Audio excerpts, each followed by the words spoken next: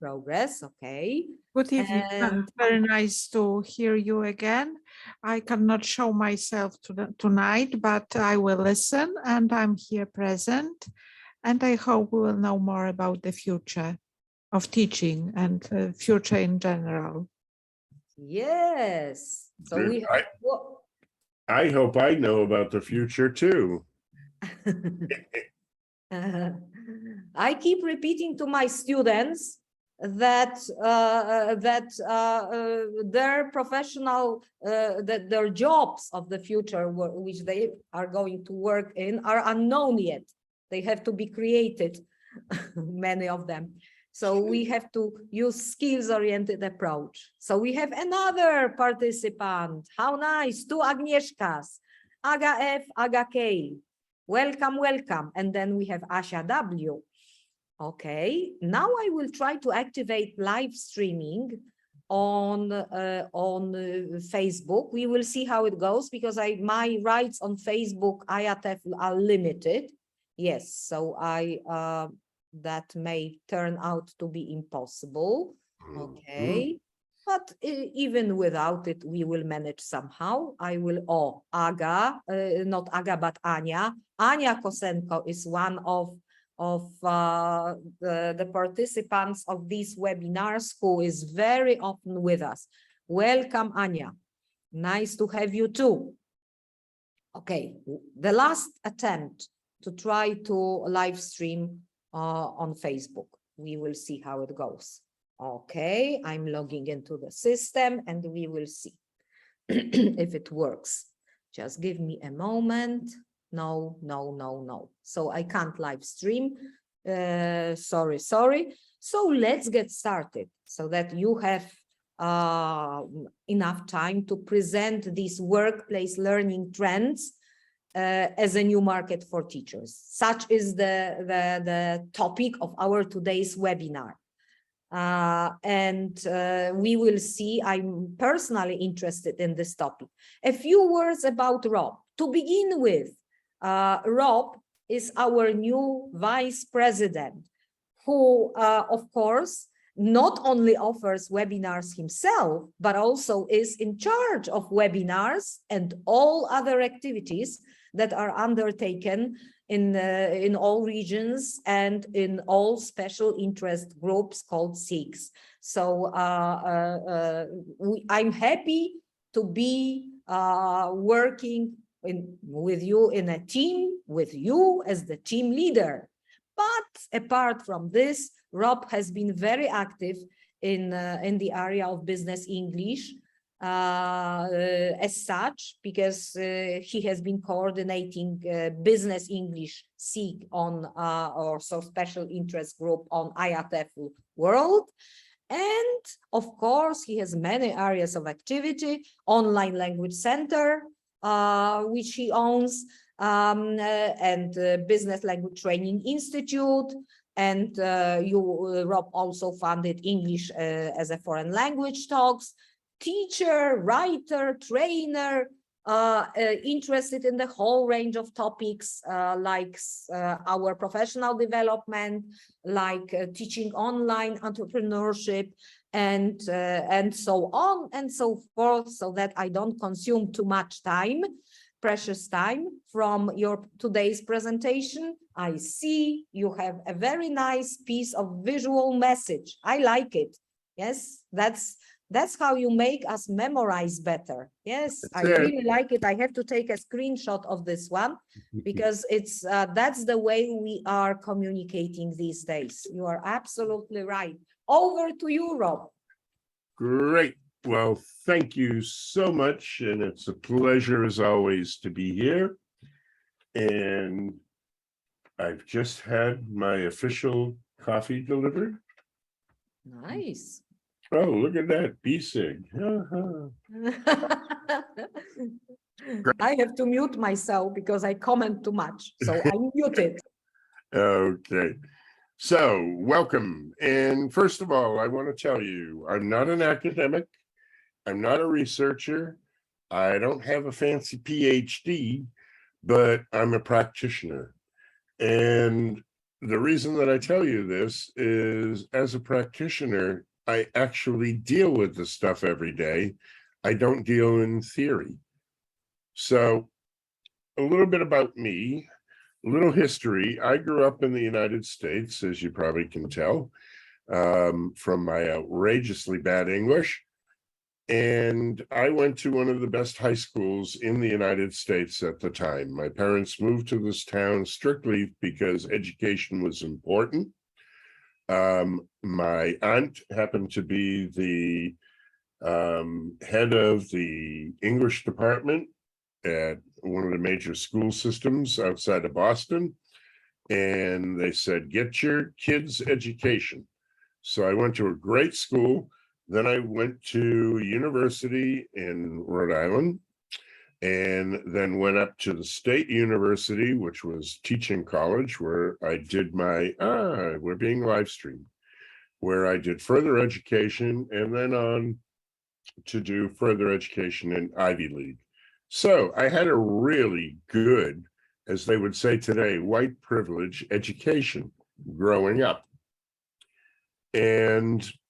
But here's the question. What did 12 years of public school education and 6 years of university leave me prepared for in my career? And that's it.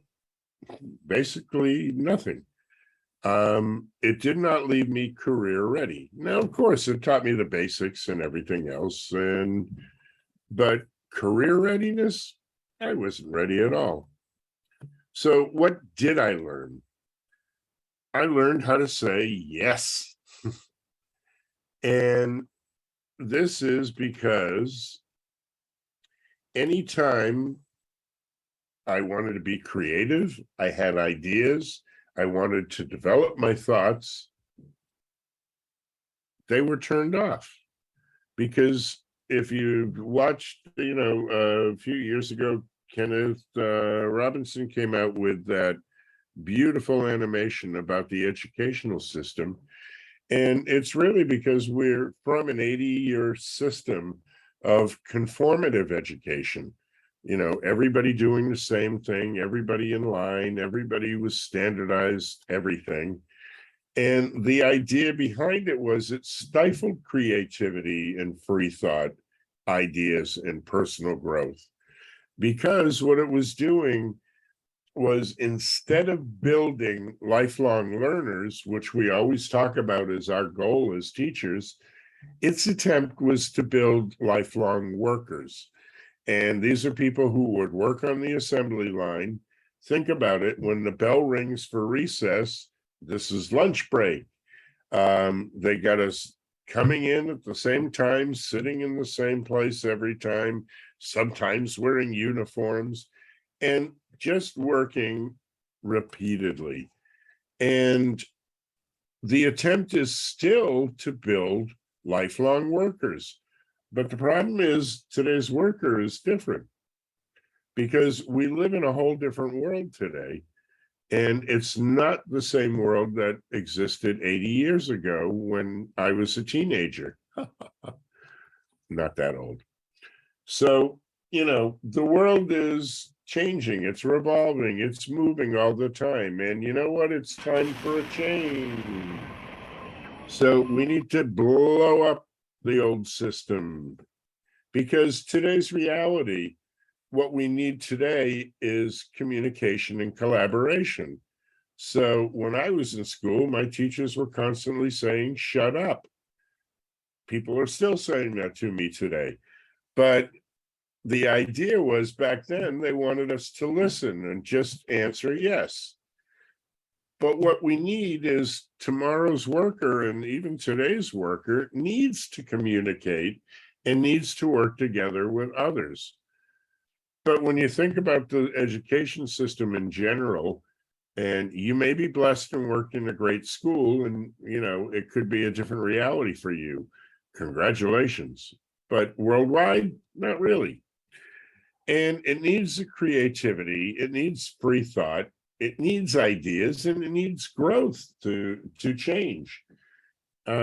Just going to open up the chat just in case.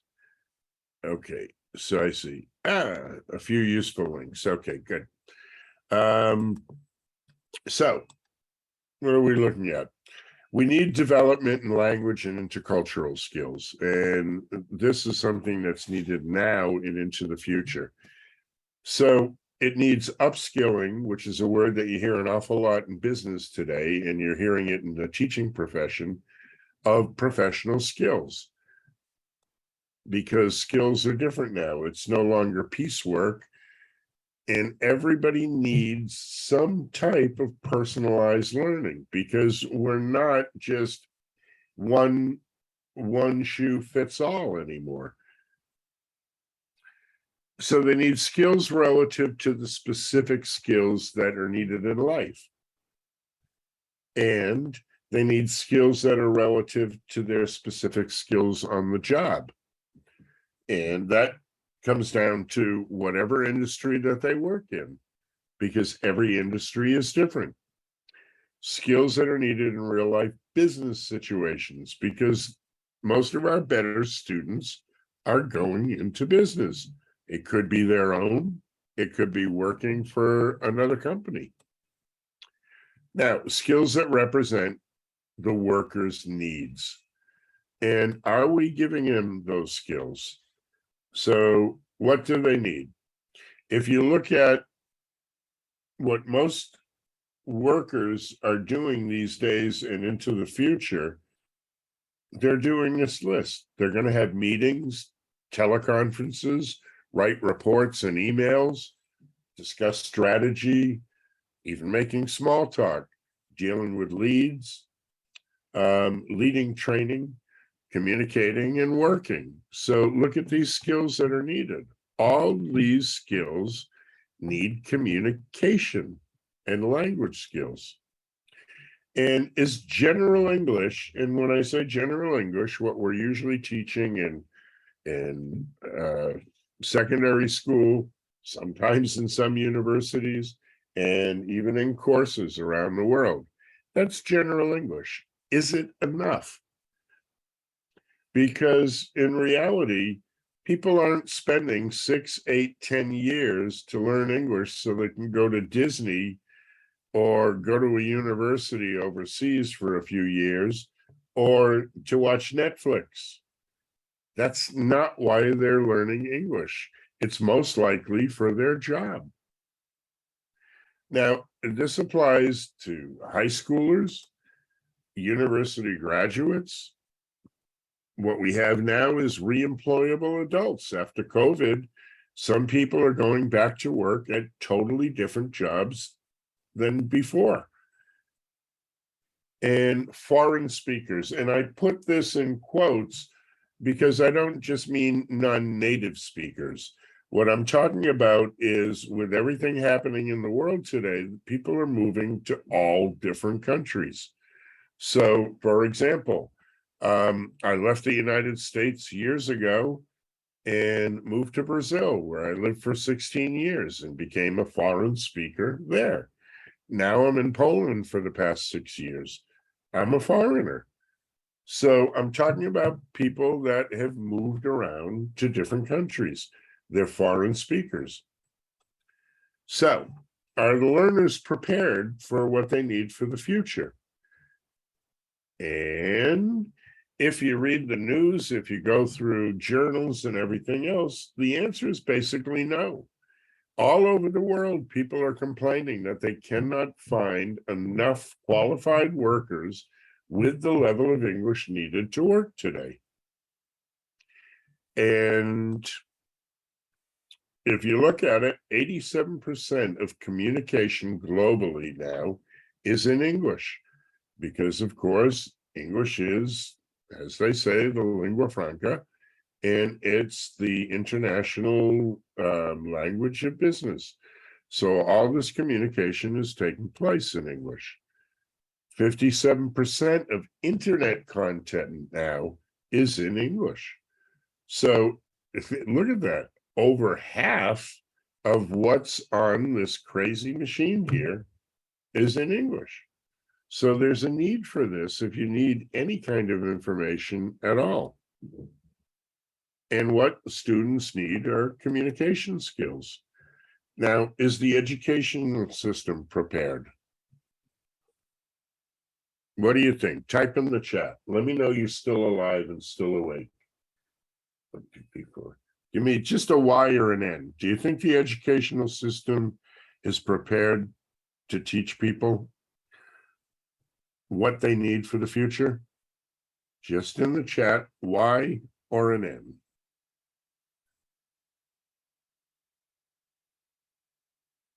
I think they all went to sleep. Okay, we got one N. No, good. The rest of you, I hope you understand my English. I know I'm American and my English is terrible, but all right, good, thank you. Here's the real question. Are teachers prepared? And do teachers have the tools that they need to help the student of today and tomorrow? And the answer is no. Because what is our future? Now, the reality is we're looking more and more at automation. And, you know, we have great subjects out there. We have CLIL, we're working with different subjects.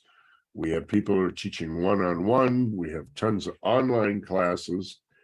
And what happens is people are now learning with apps. People are learning from their peers. We now have AI guided learning, which is our new competition in VR and AR.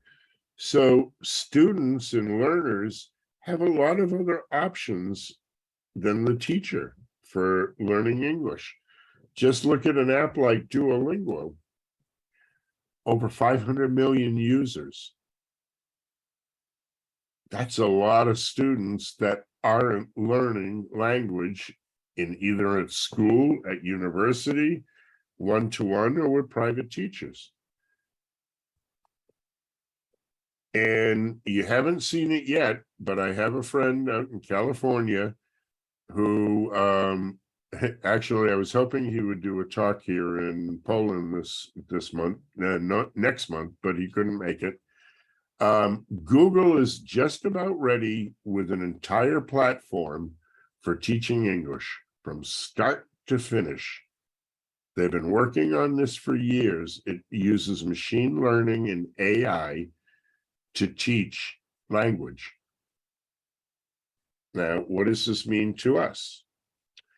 And everybody always, when I give this talk, they're always like, no, people will always need teachers. You know, you need the interaction, you need the love, you need the socialization and everything else. You know what? Just because you don't want it to happen doesn't mean it won't. And, you know, yes, teachers are important. Do not get me wrong. I'm not saying I agree with this, but reality is things are changing. Now, let's take a look at these jobs. Dispatcher, soda jerk, door-to-door, pin setter, projectionist, elevator operator, ice cutters, copy boy. All of these jobs are jobs that just a few years ago, they were still saying will never go away. And you know what? They're gone. Unless you go to a really expensive hotel in New York or somewhere overseas, you won't see an elevator operator anymore. You don't see these jobs. They've all disappeared. Why? Where are they now? They're missing. Do you know what this is? You know, for those of you who are too young, this is called a telephone. And this was a landline. Everybody had these in their house. And this lady here was an operator. When I was young, they told us if you want a permanent job, you go into government, you become a teacher, or you work for the phone company. And I worked for the phone company. Actually, I've done all three so far, so I'll always work. But telephone operators, gone. Landlines are gone. When I was a kid, after school, I would walk to the supermarket and I was a bag boy. I used to put stuff in the bag and help people out to their car with it. I worked on the weekends. I worked there in the summertime. And then when they realized I had a brain, they made me a cashier because I could work the register and without looking at it. And I could actually make change without counting on my fingers. And even cashiers today, if you go to my supermarket right over here, they have done away with 14 cashiers and replaced them with these automated self-service machines to check out. And in fact, there's only about 3 checkout lines that have a human being. And they think that they're going to save money. Actually, studies are showing that people are stealing left and right. They're losing more money than they're making. So when I was a kid, the doctor used to come to the house when I was sick in his horse and buggy. No, not that old. He came in a car. And if I needed surgery, I went to the hospital for an operation. Now you go into specific buildings where the robot will actually do the surgery for you. Maybe it could be a doctor who's 1,000 miles away controlling the robot, or it could be machine learning and AI giving you your surgery. So things change. And teachers think, no, it'll never change. But I'll tell you, right now in Japan and in parts of China, you see this robot up in the front of the classroom. That's who's teaching the students today. They've already replaced teachers with robots. If you've seen it here, there's a friend of mine who's done talks for me, and she has a little robot. Sits on the desk. You have everything programmed on little discs, and it can sit and interact and work with the student. Now you add to that the fact that with machine learning, it can figure out what to do much faster. So somebody else to come in, let them in, let them in. Now let's look at this jobs. These jobs here. These are the jobs that will probably go away in the very near future, because some of them are already gone, some of them are going, because they're very easy to be replaced by AI and machine learning. Maybe not today, but soon.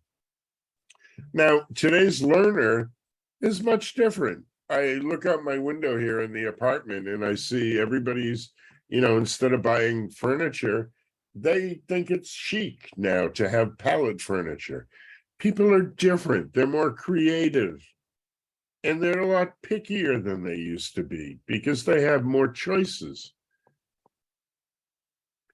And they have many more resources, many more sources of information than ever before. I didn't have a cell phone. We had a phone. I didn't even have TV when I was a young child. It wasn't until I was a teenager that we had a TV in the house. So they have more resources now too. Everything's available on the internet. And now just from the comfort of my palm of my hand with the phone, I don't even use it to make phone calls. It's my portable computer. In the old days, we used to have language labs even before. This is a more modern one with computers. I used to have tape recorders, which said, Répétez, je m'appelle Jean Cluny. That's all I can remember from French class. 4 years of sitting there repeating. So I consider myself a pretty good teacher. Look how young I was before I got to Poland. Isn't that amazing? Look what Poland's aged me. But I can personalize classes. I can customize. I can help build confidence, work on pronunciation. I can work on evaluation with my students. But the problem is, I can only help one student at a time, or a classroom full of students. AI, robotics, machine learning can do thousands and millions at once. So what it comes down to, if you're familiar with business, it's scalability. And I can only do so much, and economy of scale. And this makes the learning of language a business decision and not an education decision. And we're actually helping to put ourselves out of business because things like pre-recordings, post-recordings, automation, asynchronous classes, Moodles, we're training the learner to not need us and to use technology to learn with. So we're actually slowly pushing them away by using these things. Now, I love technology and I use it too, but realize by getting into technology and using it more and more, you're putting yourself out of a job. Now, the nail in the coffin is already here, and our new competition. It's the very people that we used to use to teach and still use. Because right now, every one of the major publishers have been and are and will continue to coming up with their own educational platforms that they are directly going towards selling to students and bypassing the teachers altogether. So the people we supported for years and years are basically saying, hey, we can do this without you. And that's their way of making money. The other competition, and if we were in a room, I'd say look around the room. Of course, we're all each other's competitors, but we're friendly, we share. But now the competition is anybody who can speak English and has a cell phone and an internet connection, because everybody is online as an English teaching expert. They're giving you advice. I watched one the other day from a girl in Brazil that I actually know, who went on for 10 minutes to give the proper pronunciation of hydrangea, which she didn't say correctly, and I had to correct her. So congratulations. Now all the students that watched her little videos can say hydrangea. You just need 3,000 to 5,000 more words like that, and they can maybe put a conversation together. So our new competition is everybody who's on the internet. And the biggest competitor of all is going to be price, because people are out there giving away English classes for next to nothing. And people are taking them. So it hurts those of us that are in business. Now, what will they need? And these are what I'd like to talk about the most. They need things like bargaining, adaptability, knowledge of finance, budgeting, collaboration, conflict resolution. You can read them as I sip my coffee.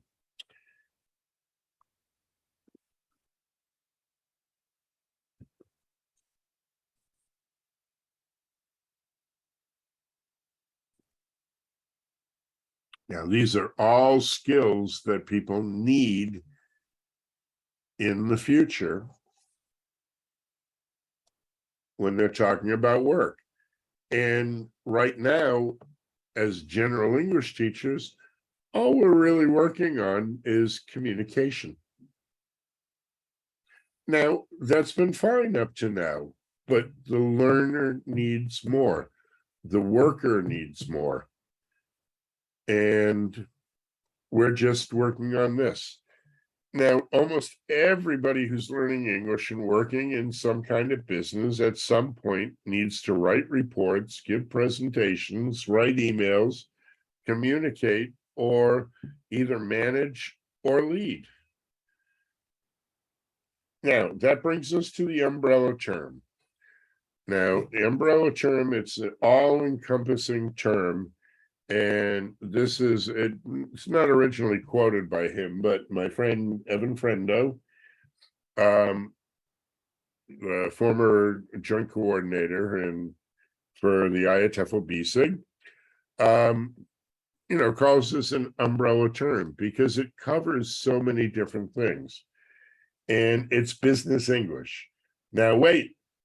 Do not run away. Do not turn off your computer. Stay here, all of you. I'm making sure and watching you, because you don't need to be afraid of business English. And most teachers are. They hear this idea of business English and think, oh, I need to be a business expert. Do you? It helps, but you don't need to be, because you're not teaching business. People that you're working with who are already working in companies already know business, or they wouldn't have got the job. But they need help with their English to relate what they're doing in business.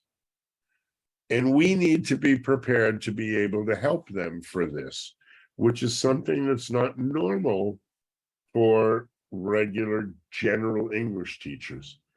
Now, my reality is I teach online strictly, and I teach one-to-one, not this guy. He speaks English pretty well. He knows a little bit about it, but my day is spent online.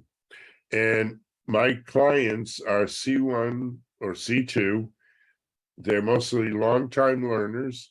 They've been studying for years before they came to me. Now they're seasoned professionals at their job. And the greatest thing about it is they come to me with an objective and with motivation, because they need to learn for their job. So here's my typical student is coming to me, and they may lack skills. Usually they're lacking confidence. And what happens when you lack confidence is you have language anxiety. And language anxiety, what does that cause? Language avoidance.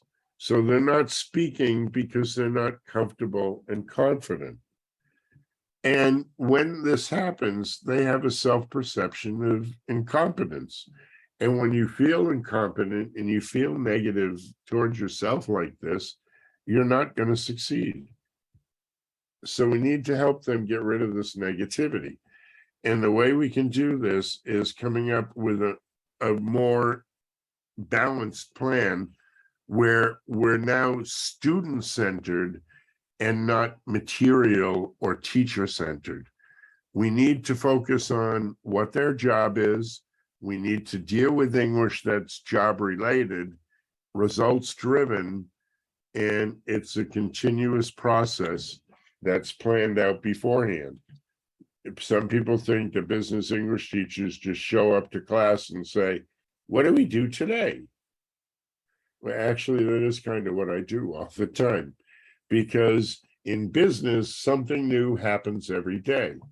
So rather than me teaching what I think the student needs, I'm there to hear what happened at work with the student and what I can do to help them get better results with the students that are coming to them with problems.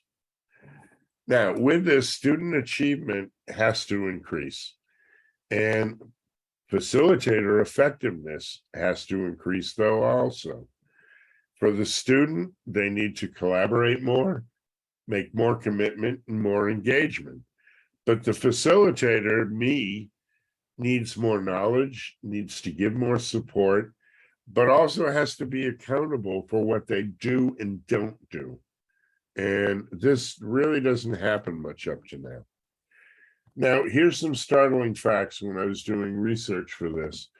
And these are figures out of the United States. Of course, it's the easiest thing to get. And usually the statistics are relatively close.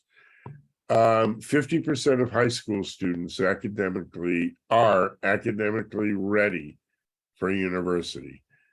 That means somebody going to a university, every other person is going to drop out, fail, or change majors.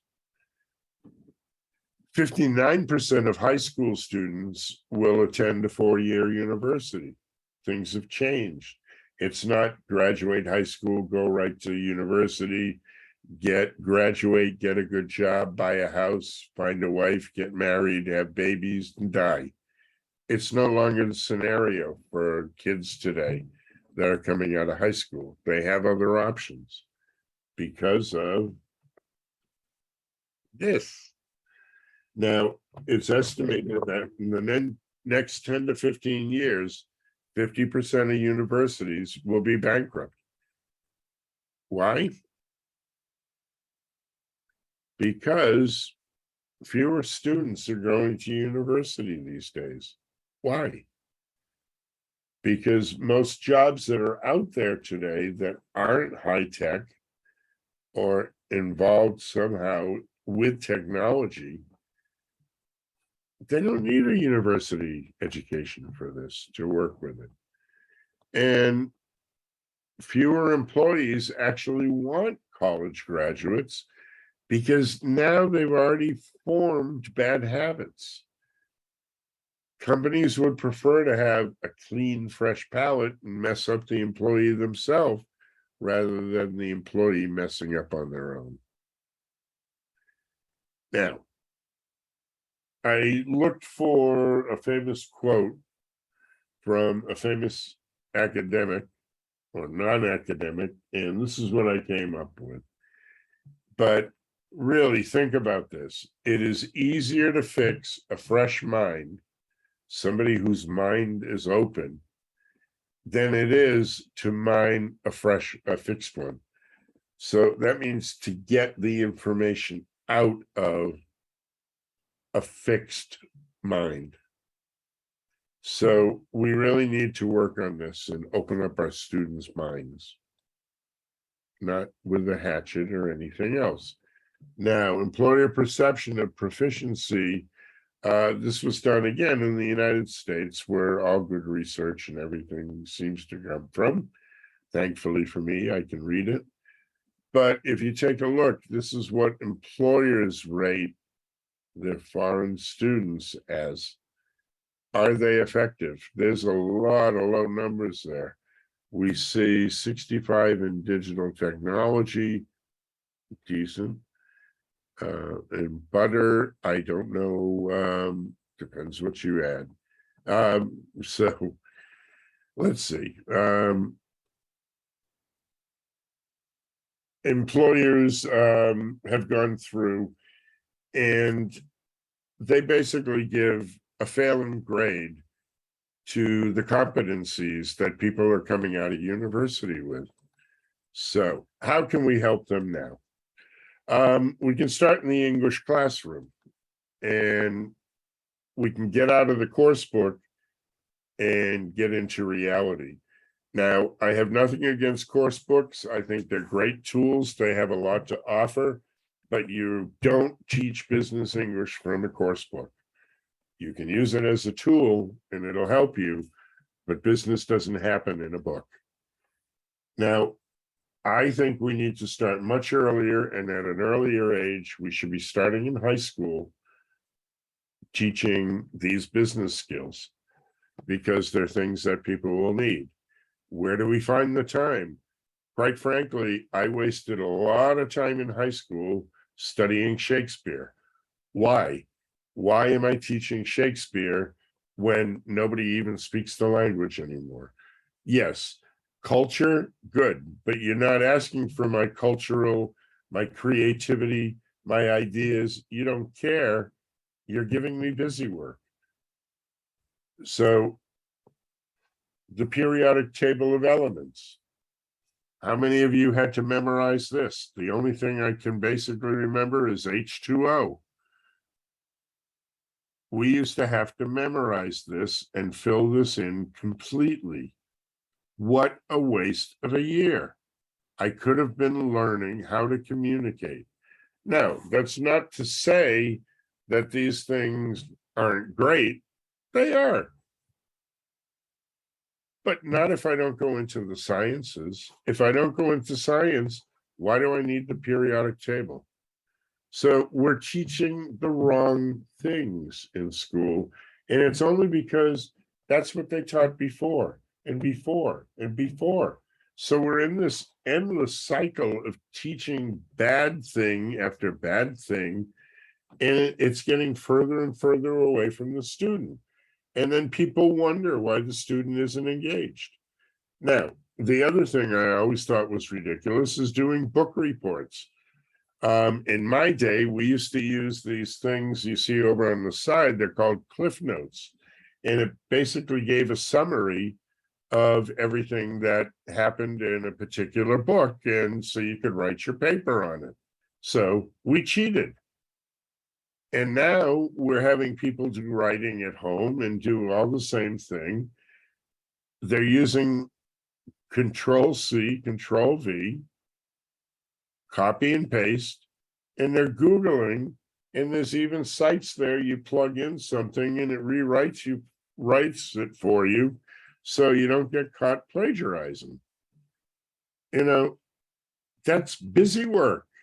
Why did we do this when we could have been working on writing business reports, a report that actually means something that can't be copied or cheated on? So we need to reevaluate what we're saying and what we're teaching. Now, in a perfect world, you have two native English speakers face-to-face speaking to each other without any problems in communication. But that's not reality anymore, because in reality, there are two people that are across the world from each other with different L1s and different levels of English trying to communicate. The reality is this for English. And we all know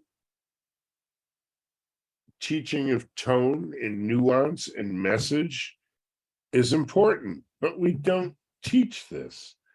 Because with this, keep in mind, behind the tone, behind the way everything is said with intonation, the meaning can be totally different. So there's a meaning behind the message. See how I did that? Meaning behind? So it all depends on how you say it, but we don't teach that.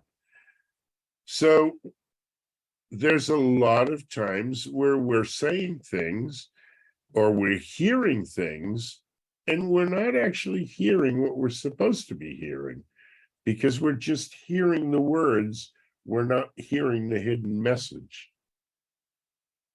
And, you know, it depends on how you say everything, right? Right.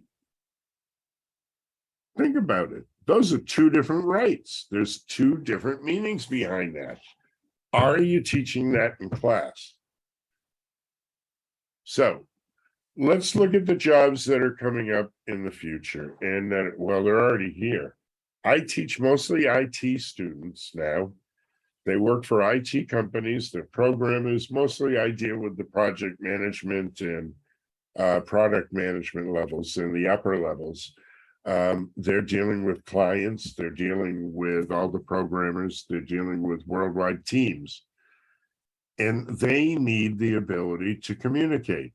Now, I'm not saying you have to be an IT expert, because I'm not. I did study computer science. I understand where they're coming from, but I studied computer science years ago.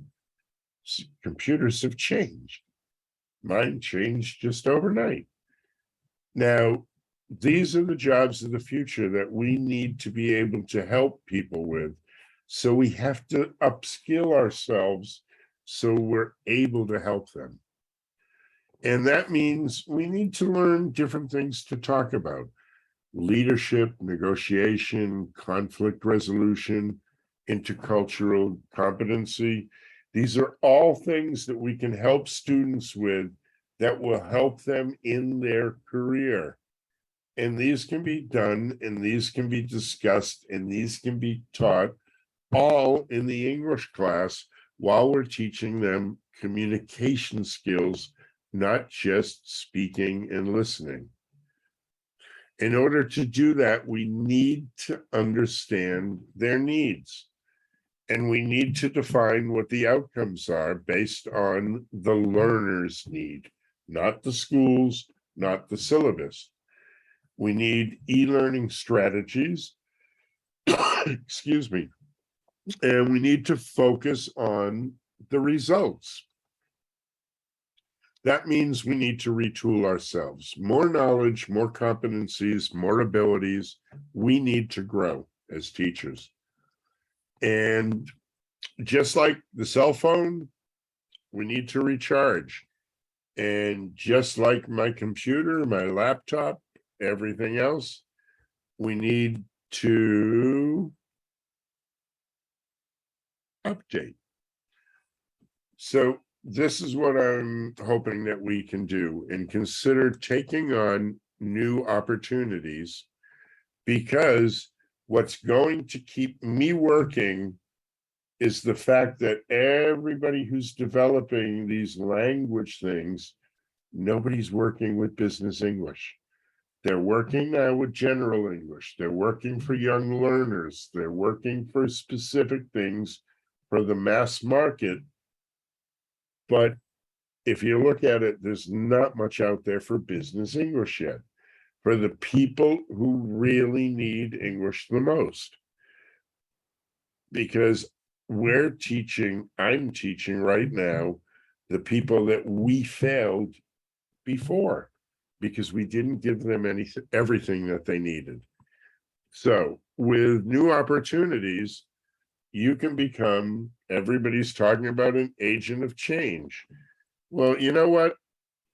You can change it all. You can change the plan. You can change the outcome. You can change education. You can change the learner. But what really needs to be changed is ourselves and what we offer to our students and how we work with them in the future. So with that being said, some people think I'm negative. I'm not. I'm realistic. And my idea is, by picking up more goals and more skills and starting to learn more to get away from just the general English, you're going to give yourself another at least 10, maybe 15 years on your career teaching students one-to-one. So with that being said, let's see if you have any questions or comments or anything else. I'll open it up to you. I would love it if you turn on your cameras if you can, so I can see your smiling faces. Or raise your hand. You can type in the chat.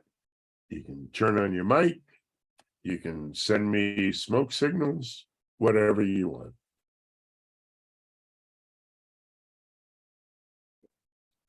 They're quiet tonight.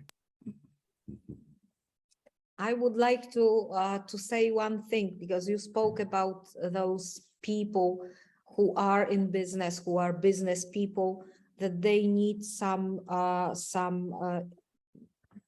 comforting words that they can do it. Such is my experience as well. You know, I used to have those individual students who were very successful businessmen and businesswomen. But when they switched to English, they were so slow. They just kept searching for the words. Nothing seemed to be perfect or good enough to be said. Yes, and that was, you know, my impression was that I was participating in the lessons not as a teacher, but as a psychotherapist. Mhm. to make them open up, Yeah. and they did open up. I had to make them aware of the fact that they didn't have to be perfect. Yes, Yes, they had correct. to be, that they had to be able to communicate. And if the interlocutor doesn't get the message quickly enough, they will just give up the idea of communicating with that other person. Mhm. So that was a very unique experience for me, because it was a completely different role. Yes. Well, Not teaching them vocabulary, not teaching them grammar, but allowing them to be imperfect, but communicate. and that's it. I don't really teach grammar. I don't teach vocabulary. And what I always tell my students, I say, all right, you're vice president of a company, or you're vice president of IATEFL Poland, whatever. Your language, your level is up here. You have to be smart. You have to be good at your job. And if you were in your language, you could carry on anything that you wanted to at this level. But the problem is your English for that is here. And so our job as workplace and facilitators is to bring that level up to the same level that they already have. So you're not teaching them their job. In fact, I don't even need to bring materials, because what I'm doing is, tell me about your job. Tell me about what it is you do. You negotiate with people. All right, show me, let's do a negotiation. And you need to find the gaps that they have. And another fun quote that I made up myself was, I think that our job as teachers is to make students feel comfortable in their discomfort zone. Didn't I steal that from Posnan? Who said that, Lucinda? But this is it. Somebody said something that made me think this when I was in Poznan. And that's my new quote. Our job is to make them feel comfortable in their discomfort zone. Because you know what? When you're in business, you're always going to be uncomfortable, even in your own language. We need to help them feel comfortable to at least communicate in English. Maybe not the situation, but the language. And that's our job. Yeah, you're right. And you also mentioned in your webinar today, you also mentioned the other side of the coin. So that's us, how we visualize ourselves while teaching our students business English or business communication, that we sometimes have this vision that we have to know everything about business. Yes, that is expected of us. And I remember talking about it once to Evan Friendo. And Evan said, if you were to teach business, you would be earning much more. Yes, you are just a teacher, and you can use this argument. And that was the moment when I felt, yeah, he's absolutely right. Well, this is the thing. Like I always say, they already have the job. They know what they're doing. So you don't need to teach them English. In fact, if you're smart, you would have them teach you their job. Because here's what you're doing. The more they're teaching you about their job, they're figuring out the vocabulary that they need to know in English about their profession. They're teaching you and practicing using the language. But if you're smart, you're paying attention and you're learning, because, for example, you may be teaching one IT student today, but now that you understand IT, you're more valuable to the next 20 students that come and say, oh, Rob's a specialist in IT English. Let's go to him. And you know what? You can charge more money. That's right. You know, and this is the thing. So learn from your students. They have all the material you need right up here in their brain. Mhm. And I yes, keep going. I will tell you. go ahead. Because there is a slight difference between us non-native speakers teaching business English or any kind of English for specific purposes, anything. You know the vocabulary much better than us. And something that I personally had to learn while having those lessons with really professionals telling me about the details of the processes they were participating in. I didn't know quite a few words. Yes, so I had to admit it, and I prepared the list. So what I did is I made the list of words that I was unable to translate into English for them, and prepared that list for the next lesson. That's exactly it. Now you've added value to their class. And you've also learned new words for yourself that you can use in the future. Remember, I'm not an expert at everything. I've had all different kinds of students. I've even had a rocket scientist. Oh my I always goodness. say everything but rocket science, you know? And I had a rocket scientist. And I learn a little bit from every one of them. I take stuff in from them and I help them, find where their gaps are. And if we can't find it, we Google it together. Because, yeah, there might be a word there. I came across one today. I don't remember. It was a false cognate or a false friend, as some people call it. And I said, that's not what we really mean in English. I can't remember the word. It'll come to me. But that's not really how we mean it. I see what it's saying in the dictionary, but in reality, we don't say it like that. And this is the value that you add that a course book doesn't, that an app can't, that a robot will eventually once it learns it. But until that time, we are valuable if we learn how to teach. I used to teach lawyers in Brazil. Most of the lawyers dealt with oil and gas. It's a big oil and gas hub for lawyers in Rio. And it's funny because a lot of the people that I used to work with are here in Krakow now. Oh. Because Shell sends a lot of people over here. They're all students over here. They're workers over here because whoever thought you got a bunch of Brazilians in Krakow. But this is the thing. They were learning a specific language of oil and gas back in Brazil, which I taught a lot of them. And now they're using that here in Poland. So it's a small world. Yeah. The world is shrinking all the time. Yes. No, I think I'm growing all the time. I think the world stays the same size. Yeah. Yeah. Any comments or questions? Anyone? Don't be shy.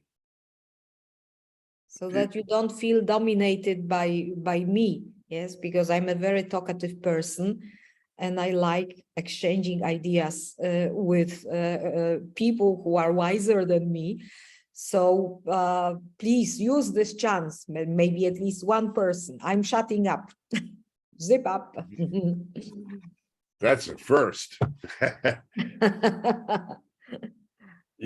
Thinking. Yeah, I don't, you put you and me in a room together and I don't think there'll be a second of silence. Yes, you're right. Yeah, we both talk too much, don't we? But it's meaningful talk, isn't it? Yes, of course, always meaningful Yes. and valuable as well. Yeah. Well designed. Yeah. Well, Okay. thank you, Joanna. Joanna wrote very interesting, yes. Mhm. Yeah. And what are the rest of you? Are you all asleep? Is there something good on TV? Am I That's missing right. Yes. We liked the webinar, whatever, and the part that we liked most was, or you can say it. Well, first of all, if you notice behind me, Yeah, I. coming up in November Mhm. is the IATEFL BESIG, Business English Now. It's a 3-day face-to-face conference, which will be held right here in sunny Gdansk.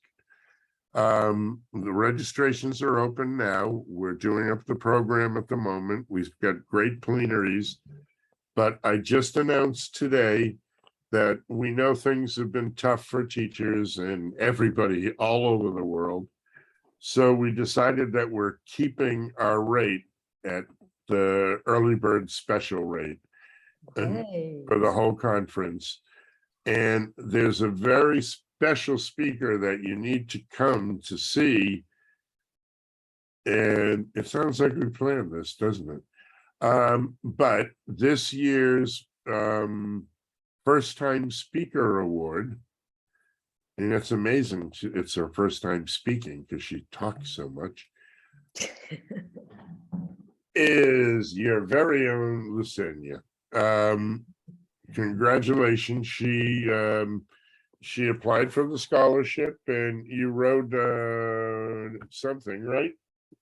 Mhm. And the scholarship committee, without me involved, picked her, and she's this year's winner. So she'll be presenting, I believe, a workshop. Yes. And she'll be coming. Oh, good. You're not sleeping. Thank you. That makes me feel better. I was sleeping for a little while, incoherent, but yeah.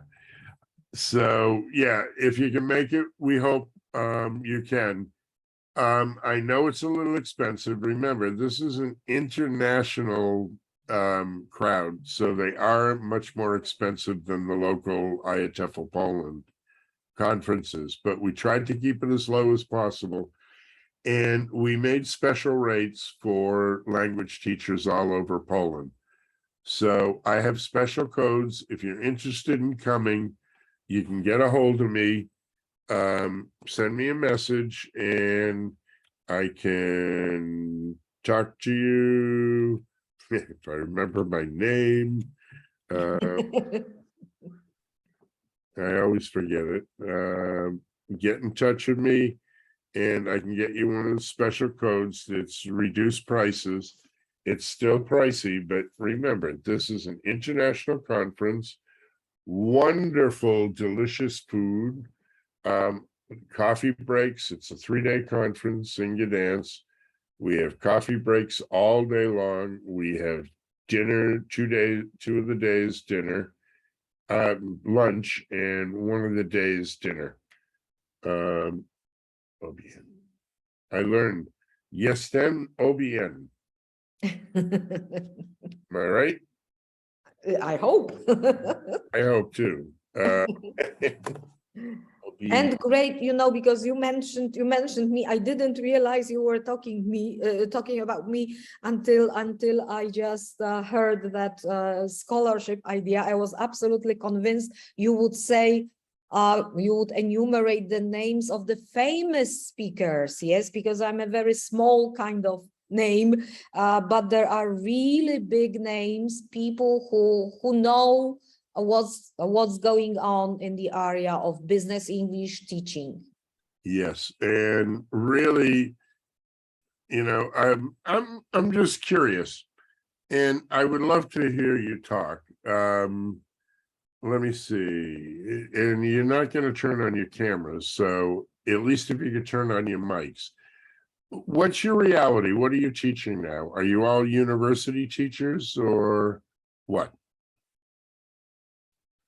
feel free, open your mic and open your mouth and talk to me. Anna, you can type in the, oh no, Anna does have a mic. Oh no, Anna doesn't. Anna and I can't say the name. Maciej? Maciej, yes, Maciej. Maciej. Oh yeah, it's Maciej. the T, Maciej. Maciej. Feel free, you can type in the chat if you'd like, since you don't have microphones. Or I can try and lip read. But We still need to work on some of our colleagues. Yes, maybe we will achieve this result by the end of this webinars year 22 by 23, that they open up and are not afraid of, you know, saying something online. Yes. well, this is it. It's the reality. It's here to stay. It's not going to go away, and it will just become more prevalent as time goes on. But it's exciting. I mean, I teach all over the world, really, all over the world.